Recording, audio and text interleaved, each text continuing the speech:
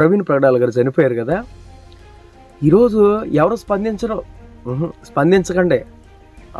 లోపల ఏసీ రూములలో కూర్చొని okay okay okay ఇలా జరుగుతుంది అలా జరుగుతుంది అట్లా ఉండండి.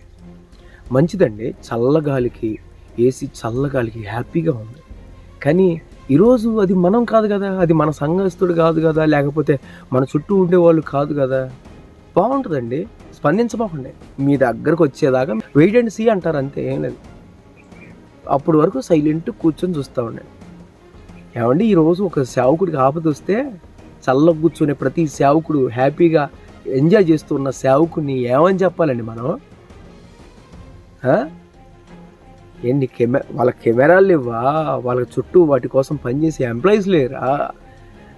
గొప్ప గొప్ప సేవకులు ఈరోజు నోరు మూసుకొని సైలెంట్ కూర్చున్నారు, చూసావా? రేపు మన దగ్గరకు వస్తే అప్పుడు ఏ సేవకుడు స్పందించకపోతే ఏంటి? దయతో అర్థం చేసుకొని స్పందించండి.